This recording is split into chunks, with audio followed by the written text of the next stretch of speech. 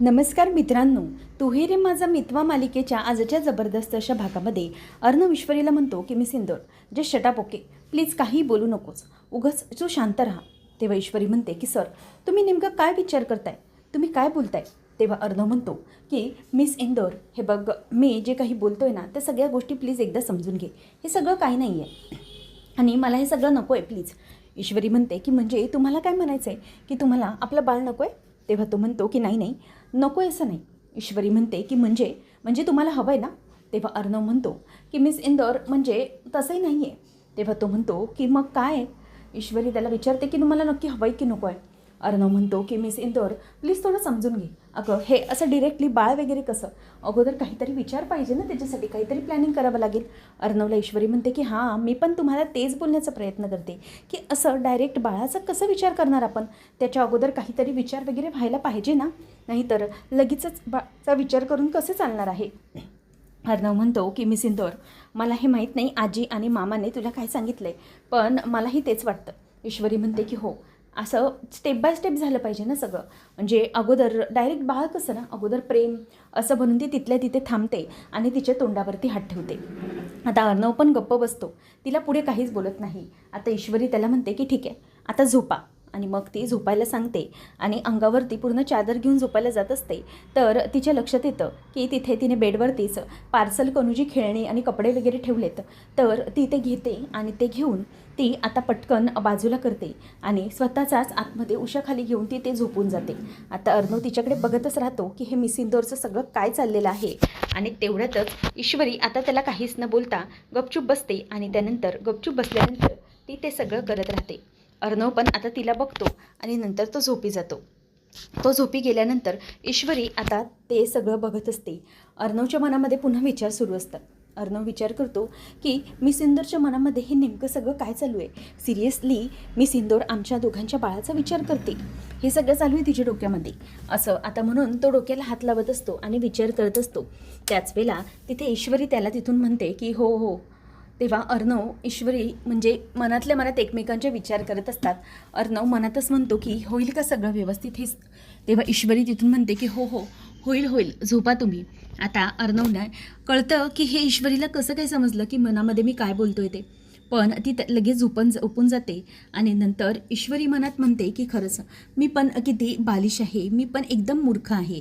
म्हणजे अर्णव सर काय विचार करतात याचा विचार न करताच मी पुढे विचार करायला लागली. जाऊ दे, सगळं व्यवस्थित होईल. म्हणजे मला हे तरी कळलं की अर्णव सर पण आमच्या बाळाचा विचार करतात. म्हणजे अर्णव सरांच्या मनामध्ये काहीतरी आहे माझ्याविषयी, हे तरी मला समजलं. असं म्हणून ती मनातल्या मनात आता खूप खुश होत असते. त्यानंतर सकाळी आकाश ब्रेकफास्टवर बसल्यावर त्याला येऊन लगेच नम्रता विचारते की आकाश, उपमा कसा झाला आहे. तेव्हा आकाश म्हणतो की हो, चांगला झाला आहे. ती म्हणते की खरंच मला खाऊन सांगा ना की कसं झाला आहे तो. तेव्हा तो म्हणतो की हो, मग आता मी काही वेगळं मेल करायचं आहे का तुला की उपमा कसं झालं हे सांगायला. ते म्हणते की हो हो, करा, मेल करा, म्हणजे निदान त्याच्यामधून तरी तुम्ही मला सांगाल की उपमा कसं झाला आहे तो. तेव्हा लगेच तो म्हणतो की नाही, सिरियसली खूप मस्त झाला आहे उपमा. तेव्हा ती म्हणते की थँक्यू, आता खा. तेवढ्यात तो नाश्ता करत असताना अर्णव येतो आणि अर्णव तिथे बसतो. Good morning guys. आता तो तिथे खाली बसतो आणि ईश्वरी कुठे आहे हे विचारतो. तेव्हा नम्रता म्हणते की इशू आजीबरोबर देवघरात आहे, ती पूजा करत आहे. मग अर्णव आता तिथे बसतो आणि नम्रता त्याला प्लेट वाढत असते, त्याला नाश्ता देत असते. आणि नंतर मग आता ती त्याला नाश्ता वाढते आणि त्याची ब्लॅक कॉफी देते. अर्णव तिला थँक्यू असं म्हणतो. मग त्यानंतर आता लगेचच आकाश म्हणतो की ईश्वरी गेली आहे तिकडे, आजीबरोबर आहे, मी जाऊ का, तिला आवाज देऊ का, बोलून आणू का. तो आता उठत असतो. तेवढ्यातच मग अर्णव म्हणतो की एक minute please, don't go, it. तेव्हा नम्रता पण त्याला ओरडते, इट. मग आकाश म्हणतो की हो, म्हणजे कसं आहे ना, ईश्वरी समोर नसेल तर नाश्ता वगैरे जात नसेल तर. तेव्हा तो म्हणतो की जस्ट शटाप ओके, असं काहीही नाही आहे. आता तो त्याला थांबवतो. नंतर मग त्याला नाश्ता करायला सांगतो. त्याचबरोबर इथे आता अर्णव हा त्याला म्हणतो की कशाचा, का बघतोयस असं माझ्याकडे तू. तेव्हा त्याला तो म्हणतो की हो दादा, ॲक्च्युली मला तुला काहीतरी बोलायचं होतं, कॉंग्रॅच्युलेशन्स. तेव्हा तो म्हणतो की फॉर वॉट. तेव्हा आकाश त्याला म्हणतो की मी असं ऐकलं होतं की ईश्वरी आणि तू दोघंजण ही मॉम डॅड होण्याचा प्लॅन करताय, त्याच्यासाठी कॉंग्रॅच्युलेट केलं. तेव्हा अर्णव म्हणतो की नो, असं काही नाही आहे. हे ना मामा आणि आजी यांनी उगीचच काहीतरी केओस क्रिएट करून ठेवलं आहे. त्यामध्ये त्याच्यावरचा केओस हा ईश्वरीने क्रिएट करून ठेवला आहे. असं काही नाही आहे. मी असा काही विचार करत नाही आहे आणि आमच्या डोक्यातही तसं काही प्लॅनिंग नाही आहे. लगेच मनात नम्रता विचार करते, मग बाबा आणि आजी काय म्हणत होते की ईश्वरी आणि अर्णव सर दोघंजणं प्लॅनिंग करतायत. जाऊ दे. तेवढ्यातच आता नमो बाजूला निघून जाते. तिच्या मनात काही वेगळेच सुरू होते आणि त्याचबरोबर ती आता कॉफी देखील अर्णवला आणून ठेवते. आणि मग अर्णवला आकाश म्हणत असतो की दादा, ॲक्च्युली आपले जे मिस्टर स्टीव आहेत ना, ते इंडियामध्ये येत आहेत. आपली मीटिंग आहे आज त्यांच्यासोबत. तेव्हा मग अर्णव म्हणतो की इज इट आज मीटिंग अचानक एनी सिरियस? तेव्हा मग तो म्हणतो की ॲक्च्युली दादा, त्याला आपल्याशी काहीतरी महत्त्वाचं बोलायचं होतं, त्यामुळे ते अर्जंटली इंडियामध्ये आलेले आहेत. तेव्हा मग अर्णव म्हणतो की एनिथिंग सिरियस नाही ना? तेव्हा मग तो म्हणतो की दादा, आपण भेटून बोलूया ना त्यांच्याशी, तेव्हाच कळेल आपल्याला. तू भेट आणि बोल. तेव्हा मग अर्णव आता ऑफिसमध्ये येतो. मिस्टर स्टीव आणि त्यांची असिस्टंट दोघंजणही आलेली असतात. तो mister ASR, how are you? तेव्हा अर्णव त्यांच्याशी ग्रीटिंग्स करून खाली बसतो आणि नंतर मग ते म्हणतात की ॲक्च्युली मिस्टर स्टीव, म्हणजे नक्की काय झालं होतं, काय गोष्टी आहेत ज्याच्यासाठी भेटायला आले? तेव्हा ती म्हणते की हॅलो, मी असिस्टंट यांची. ॲक्च्युली आम्हाला एक मोठं कॉन्ट्रॅक्ट द्यायचं होतं तुमच्या कंपनीला, त्याच्यासाठी आम्ही हे अर्जंट मीट केलं आहे. तेव्हा मग अर्णव म्हणतो की ओके, म्हणजे नक्की काय प्रपोजल आहे?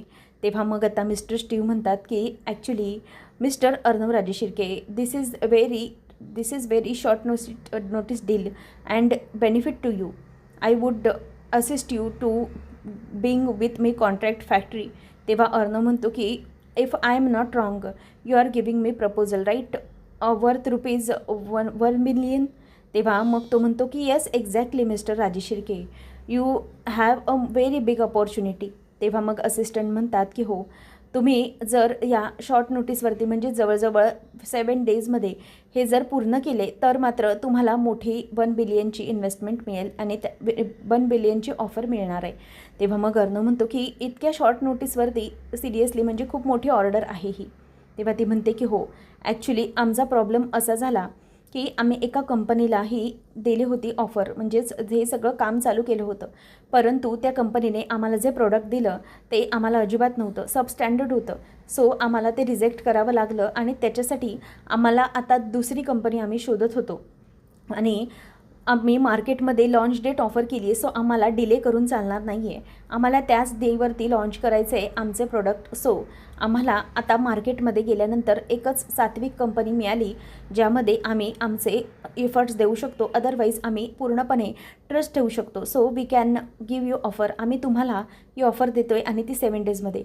तेव्हा अर्णव म्हणतो की सी, ऑफर चांगली, पण वेळ खूप कमी आहे आमच्या हातात. 7 डेज आणि एवढी मोठी order, it is a quite challenging right for me. तेव्हा मग लगेच त्या असिस्टंट म्हणतात की हो सर, हे चॅलेंजिंग तर आहे, बट सी, तुम्हाला इतकी मोठी इन्व्हेस्टमेंट मिळेल, शिवाय इंटरनॅशनल मार्केटही तुम्ही कॅप्चर करू शकता फार मोठ्या प्रमाणात. अर्णव म्हणतो की yes, it is a big deal, but see, मला सांगा, तुम्ही दुसऱ्या कुठल्या कंपनीत गेला होतात का अप्रोचसाठी? तेव्हा त्या मॅम म्हणतात की हो, ॲक्च्युली आम्ही गेलो होतो, परंतु आम्हाला एकच लक्षात आलं आहे, सगळीकडून आम्हाला एकच चर्चा मिळाली की सात्विक फॅशनमध्ये कधीही कुठल्या प्रकारचं कॉम्प्रोमाइज होत नाही क्वालिटी स्टँडर्ड्समध्ये. सो आम्हाला क्वालिटी मार्केट हवं आहे आणि क्वालिटी माल हवा आहे, त्याच्यासाठी आम्ही म्हणजे कितीही काही करायला तयार आहे. सो आम्ही त्याच्यासाठी तुमच्यावरच पूर्णपणे विश्वास ठेवतो. अर्णव म्हणतो की see, it is a very big decision right for me. तर मग आता मी एक काम करतो, मी एकटा हा डिसिजन घेऊ शकत नाही. So my board of directors, म्हणजे माझ्या बोर्ड ऑफ डिरेक्टर्सला मला पूर्णपणे बोलावं लागणार आहे. त्यांच्याशी बोलावं लागून ह्या सगळ्या बाबतीतल्या ज्या काही रिस्क आहेत ते फाइंड आउट करून मी बोलतो. तेव्हा मिस्टर स्टीव म्हणतात की आपलं बोलणं झाल्याशिवाय मी भारत सोडणार नाही आहे. तुम्ही मला तुमचा डिसिजन द्या, त्यानंतर मग मला बोला. अर्णव म्हणतो की yes, give me some time, मी माझी पटकन मीटिंग करतो. आता अर्णवला शिर्के म्हणतात की काय करायचं सर, म्हणजे हे खूप मोठं चॅलेंजिंग आहे ना. तेव्हा अर्णव म्हणतो की येस, बघा शिर्के, एक काम करा, तुम्ही आपले जे बोर्ड ऑफ डिरेक्टर्स आहेत ना, त्यांची तात्काळ मीटिंग बोलवा आणि आपले बाकीचे जे मीटिंग्ज आहेत ते शेड्यूल करा. आजचे सगळे मीटिंग्स बाकीचे कॅन्सल करा आणि BODची अर्जंट मीटिंग बोलवा. तेव्हा मात्र आता अर्णव खूप जास्त भीतीमध्ये असतो. एका प्रकारची भीती मनामध्ये असते की इतकं मोठं रिस्क कसं घ्यायचं, 7 दिवसामध्ये ऑर्डर पूर्ण करायची, हे सगळं त्याच्या मनामध्ये एकदम धगधगत असतं. काय करू मी, या सगळ्या गोष्टी विचार चालत असतात. तेवढ्यात शिर्के येऊन म्हणतात की सर, आपले बोर्ड ऑफ डिरेक्टर्स यांच्याशी बोलणं झालं आहे, ते येत आहेत. अर्णव म्हणतो की फाईन, आता आपल्याला पटकन पुढच्या प्रोसिजरला जावं लागणार आहे. त्याचबरोबर ईश्वरी इथे तिच्या रूममध्ये असते आणि तिला ते जे घुंगरू सापडलेले असतात उदयकांतच्या ठिकाणी, त्या ठिकाणचे घुंगरू ती हातात घेते आणि तिला ते क्षण आठवत असतात, ज्यावेळेला ते घुंगरू ती हातात घेऊन या सगळ्या गोष्टी करत असते. म्हणजेच मामीला तिने विचारल्यावरती मामी तिला घुंगरू दाखवते आणि म्हणते की हे बघ, हे जे घुंगरू आहेत ना, हे घुंगरू तू ठेव. म्हणजे कसं आहे ना, या घुंगरूंना मला लावून आणायचे होते खरं तर, पण बरं झालं तू मला नवीन पैजण गिफ्ट केले, थँक्यू. तेव्हा मात्र ईश्वरी म्हणते की याचा अर्थ की या सगळ्याचा संबंध कुठेही मामीशी नव्हता, मामी या सगळ्याशी कुठेही निगडीत नव्हती. मग नक्की कोण असेल या सगळ्याला कारणीभूत? ईश्वरीच्या डोक्यात विचार असतो. तेवढ्यातच अर्णवचा तिथून कॉल येतो. मिस इंदोर.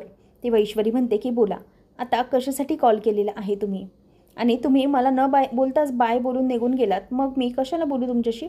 अर्णव म्हणतो की एक मिनिट मिस इंदोर, तू तिथे नव्हतीस. यू नो माझा टायमिंग काय असतो ब्रेकफास्टचा, त्या टायमिंगलाच मला यावं लागतं आणि निघावं लागतं.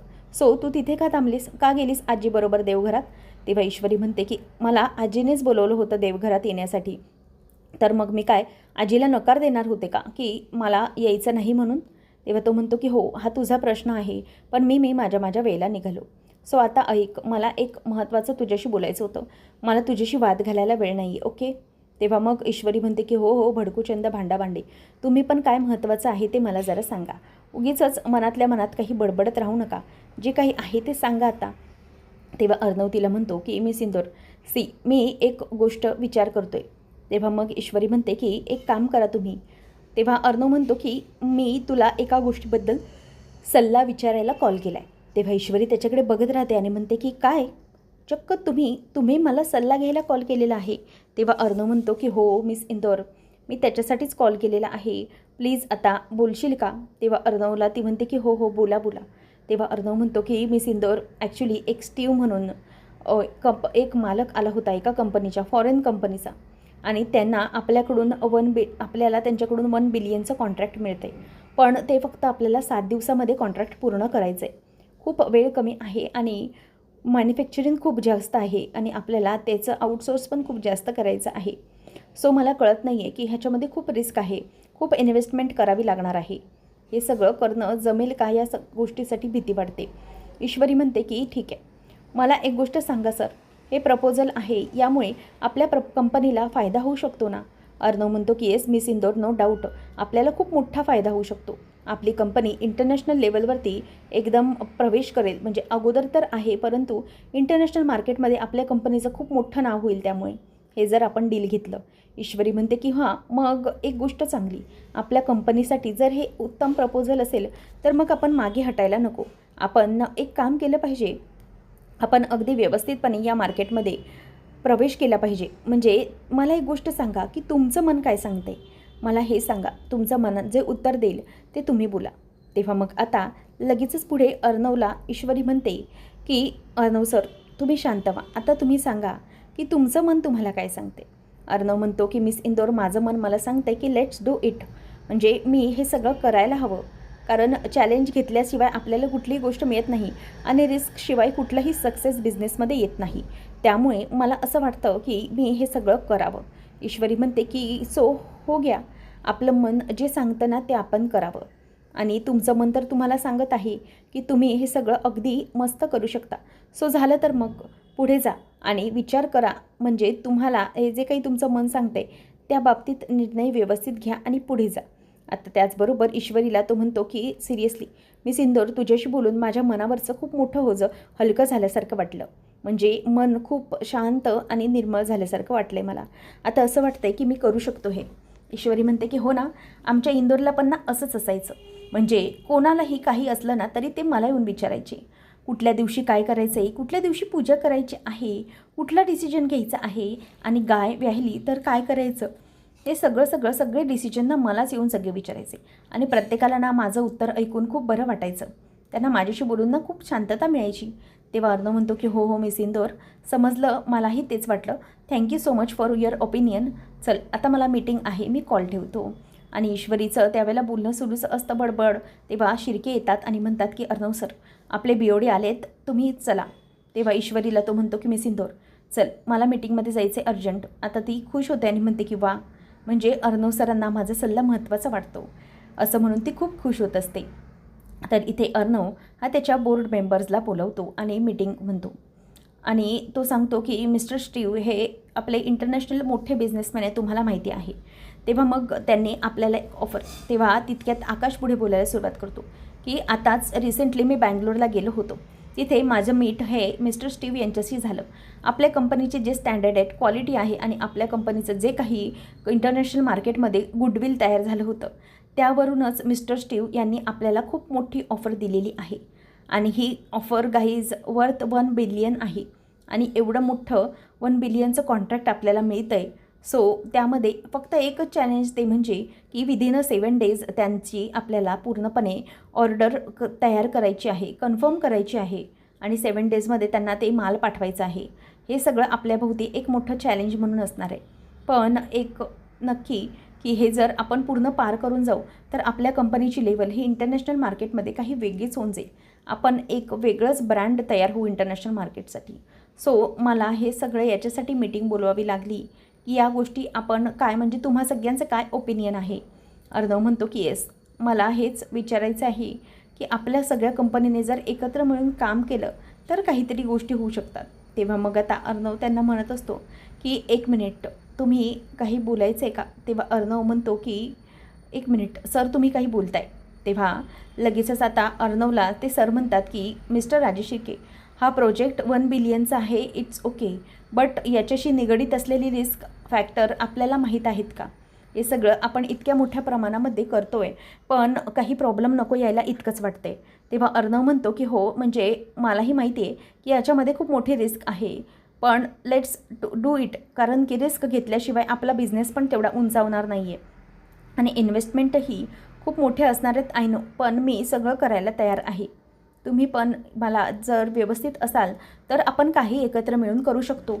तेव्हा मग मिस्टर ते असतात, ते म्हणतात दीक्षित की सर हे बघा, मी विचार करतो ह्या सगळ्याचा, पण ना मला हे ऐकणं क्वाईट साऊंड नाही वाटत आहे. बिकॉज 7 डेजमध्ये इतके मोठे चॅलेंजेस आहेत, इतकं सगळं, आणि ती कंपनीशिवाय तिचा इतिहास काय आहे, आणि त्या कंपनीने जर आपण इतके मोठे पैसे घातले, इन्व्हेस्टमेंट्स केल्या आणि फसवलं तर आपण काय करणार आहोत. इतकं मोठं लॉस आपण बेअर नाही करू शकणार. आणि त्या मॅम असतात, त्याही म्हणतात की हो मिस्टर राजेश शिर्के, त्या कंपनीचं हिस्ट्री काय आहे हे सगळं पण आपण बघितलं पाहिजे. तेव्हा लगेचच अर्णव म्हणतो की येस, गुड क्वेश्चन, पण आपण या सगळ्याचं हिस्ट्री फाइंड आउट करून सगळं व्यवस्थित त्यांचं इंटरनॅशनल मार्केट चेक करूनच आपण ह्या ऑर्डरसाठी रेडी होणार आहोत. म्हणजे आपण ऑलरेडी त्यांचं सगळं स्टेटस चेक केलेलं आहे आणि त्यामुळे घाबरण्याची काहीच गरज नाही आहे. तेव्हा मॅम म्हणतात की सर, पण ही खूप मोठी इन्व्हेस्टमेंट असणार आहे आणि आपण बाकीच्या कंपन्यांना हे सगळं आउटसोर्स करावं लागणार आहे. अर्णव म्हणतो की आपण आपले कामाचे तास वाढवूया, आपली मॅनपॉवर वाढवूया आणि हे सगळं करून आपण ह्या ऑर्डरला नक्कीच कंप्लीट करू शकतो. आपण सगळे जर एकत्र आलो, सो आपण एकत्र मिळून सगळे मेहनत करून, दिवसरात्र मेहनत करून हे होऊ शकतं. आणि अर्णवला आकाश म्हणतो की येस, आपण हे सगळं करू शकतो. जर आपण ठरवलं तर का नाही होऊ शकत. अर्णव म्हणतो की मिस्टर स्टीव्ह यांचं असंच म्हणणं आहे की आपल्याला आपल्या कंपनीवरतीच त्यांचा पूर्ण विश्वास आहे. जर आपण ह्या विश्वासावर खरे उतरलो तर मात्र इंटरनॅशनल लेवलमध्ये आणि इंटरनॅशनल मार्केटमध्ये आपली वेगळीच एक चमक निर्माण होईल, जी आपण कित्येक वर्षापासून ट्राय करतोय, राईट. तेव्हा मग मिस्टर दीक्षित म्हणतात की मिस्टर राजेश शिर्के, येस, तुमचं म्हणणं पूर्णपणे मला पटतं आहे. या ऑर्डरला जर पूर्ण केलं तर आपल्याला खूप मोठी फायदा मिळणार आहे, पण त्याच्याबरोबरच यास नुकसानाचाही विचार केला पाहिजे. अर्णव म्हणतो की सी, आपण जोपर्यंत फायद्याचा विचार करणार नाही तोपर्यंत नुकसानाचाही विचार होऊ शकत नाही. नुकसानाचा विचार करूनच फायद्यावर जावं लागतं. तर ते म्हणतात की आपल्याला 5 पटीने ह्या सगळ्या गोष्टी कराव्या लागणार आहेत. अर्णव म्हणतो की येस मिस्टर दीक्षित, जर 5 पटीने करावं लागेल तर ते जे नुकसान नाही, पण जे फायदा असेल तो तर 10 पटीने होणार आहे ना आपल्याला. तर आता जे काही बोर्ड ऑफ डायरेक्टर्स असतात ते या निर्णयाला खूप घाबरत असतात. म्हणजे अर्णव म्हणतो की जर तुम्हाला त्याबद्दल प्रॉब्लेम वाटत असेल तर मी इन्व्हेस्टमेंट म्हणजे सगळ्या इन्व्हेस्टमेंट तयार आहे एकटा लावायला, शिवाय मी माझं घरही गहाण ठेवू शकतो. तेव्हा सगळे बोर्ड ऑफ डायरेक्टर्स चकित होतात. ते म्हणतात की नो मिस्टर राजेश शिर्के, तुम्ही इतकी मोठी रिस्क घेऊ नका. या गोष्टी करणं इतकं सोपं नाही आहे. प्लीज तुम्ही इतकं घराची वगैरे रिस्क नका घेऊ यामध्ये. प्लीज विचार करा. तेव्हा मग अर्णवला ते म्हणतात की तुम्ही शांत व्हा, पण आम्ही तुमच्यासोबत आहोत. तुम्ही एक गोष्ट सांगा की ह्या सगळ्या गोष्टींबद्दल म्हणजे त्यांची हिस्ट्री किंवा त्यांची ऑर्डर काय आहे आणि त्यांच्या कंपनीचं साधारणतः बॅकग्राऊंड या गोष्टी तरी आपल्याला कळल्या पाहिजे होत्या. तेव्हा मग शिर्के म्हणतात की येस, त्याबद्दल ऑलरेडी झालं आहे डिस्कशन. म्हणजे मी स्वतः सगळी माहिती काढली आहे. शिवाय मी प्रत्येकाच्या तुमच्या मेलवरती त्यांची कंपनी, त्यांची हिस्ट्री, बॅकग्राऊंड सगळं काही पाठवलेलं आहे मेलवर. सो तुम्ही चेक करू शकताय आता. तेव्हा मग सगळेजणं आता ते चेक करायला लागतात आणि मग अर्णवला म्हणतात की हो, म्हणजे याबद्दल काही प्रॉब्लेम नाही आहे, त्यांचं बॅकग्राऊंड चांगलं आहे. पण सर असं नको व्हायला की आपल्याला ते फसवतील वगैरे. अर्णव म्हणतो की नाही, तसं काही होण्याची शक्यता नाही आहे. मिस्टर स्टीव्ह हे सगळं काही गोष्टी लिगली जाणार आहेत. त्याच्यामुळे आपल्याला आता फक्त एवढंच करायचं आहे की आपल्याला ठरवायचं आहे की आता आपण काय करू शकतो. सो मला तुमचा डिसिजन सगळ्यांचा खूप जास्त महत्त्वाचा होता. त्याच्यासाठी मी तुम्हाला बोलवलं आहे. आता नक्की काय करायचं हे सगळं तुम्ही डिसाईड करायचं आहे आणि आपल्याला लवकरात लवकर त्यांना ठरवायचं आहे. आता ते ऐकल्यानंतर सर म्हणतात की इतका मोठा डिसिजन आम्हाला घेणं हे पॉसिबल नव्हतं. आता काय करायचं हे मिस्टर राजे शिर्के तुम्ही ठरवायचं आहे. अर्णव म्हणतो की आपण हे जर केलं आहे, मिस्टर स्टीव्ह यांना काही काळ थांबण्याची परवानगी तर मागितलेली आहे, पण आपल्याला डिसाईड करायचं आहे. मी या कंपनीसाठी म्हणजे या ऑर्डरसाठी माझं घरावरही मी मॉर्गेज करायला तयार आहे. आपल्याला मोठ्या लेवलवर मॉर्गेज पाहिजे हे मला माहिती आहे आणि तेवढ्या लेवलचं सगळं काही मॅन्युफॅक्चरिंग करणं हे पॉसिबल असेल, पण आपण अजिबात या गोष्टीचा विचार करायला नको. आता अर्णवने घराचं नाव काढलं आहे, त्याची सगळ्या गोष्टी मॉर्गेजला लावण्याचं ठरवलं आहे. त्यामुळे सगळे अगदी आश्चर्याने त्याच्याकडे बघतच राहतात. तुम्ही मला काय म्हणताय असं त्याचं म्हणणं असतं. त्यावेळेला आता अर्णव म्हणायला लागतो की एकच मिनिट, आता आपण पुढे या गोष्टीवरती विचार करूया. तुमचं सगळ्यांचं काय मत आहे ते सांगा. तेव्हा मिस्टर दीक्षित म्हणतात की सर, मला तुम्ही आम्हा सगळ्यांना थोडा वेळ द्या, म्हणजे मग आपण बघूया की पुढे काय करता येईल ते. तेवढ्यातच आता अर्णव म्हणायला लागतो की आपल्याकडे वेळ फार कमी आहे, आपल्याला हा डिसिजन लवकरच घ्यावा लागणार आहे. आणि मग आपापसात सगळेजण चर्चा करू लागतात. अर्णव सगळ्यांना चर्चेसाठी वेळ देतो आणि सगळ्यांच्या चेहऱ्यावरती आता वेगळंच टेन्शन आलेलं असतं. अर्णवही या मोठ्या डीलसाठी खूप मनापासून तयार असतो. तर पुढच्या भागामध्ये आपण पाहणार आहोत की मामीला हे सगळं समजलेलं असतं. मामी म्हणते की अर्णव, हे सगळं तू काय करतोयस, तुला कळतंय का? अरे अर्णव, तू हे सगळं इतक्या मोठ्या प्रमाणावर करायला तयार झाले आहेत. तेव्हा आजी विचारते की काय झालं आहे वल्लरी. तेव्हा वल्लरी म्हणते की तुम्हाला माहिती नाही आहे आई, हा काय करायला निघाला आहे तो. याने खूप मोठी इंटरनॅशनल ऑर्डर घेतलेली आहे 1 बिलियनची. त्याचा 1 बिलियनचा फायदा होणार आहे. मग त्याबरोबर आता आजी म्हणते की मग वल्लरी, तुला प्रॉब्लेम काय आहे. तेव्हा आजीला ती म्हणते की त्याच्यासाठी ह्याला खूप काही गोष्टी मॉर्गेज ठेवाव्या लागणार आहेत आणि मग अर्णवने, तुमच्या चिंटूने आपलं हे घर मॉर्गेजवर ठेवलेलं आहे. हे ऐकून आजीलाही धक्का बसतो. मामी म्हणते की इतकं सगळं मोठी रिस्क का घेऊ शकतो तो. हे बघ अर्णव, मी तुला एक गोष्ट सांगते. अर्णव म्हणतो की मामी, आपल्याला होणारा फायदाही खूप मोठा आहे, लक्षात घ्या, 1 बिलियनचा. तेव्हा मामी म्हणते की हो ठीक आहे, फायदा होणार आहे, पण जर काही झालं तर घराच्या बाबतीत. त्यामुळे एक गोष्ट लक्षात घे अर्णव, तू तुझी इन्व्हेस्टमेंट लाव. तुझ्या ज्या काही इन्व्हेस्टमेंट असतील ना, तू ते याच्यामध्ये लाव, पण घराचा विचार करायचा नाही. ह्या घराचं काहीही करायचं नाही असं आता मामी ही बोलून दाखवते. त्याचमुळे इथे आता मामाला आणि बाकीच्यांना सगळ्यांना धक्का बसतो. तर ईश्वरी आता अर्णवच्या साथीने कशी खंबीरपणे उभे राहून सगळं जिंकून दाखवणार आहेत, सगळं पाहणं रंजक ठरेल. अशाच अपडेट्ससाठी चॅनलला नक्की सबस्क्राईब करा. धन्यवाद.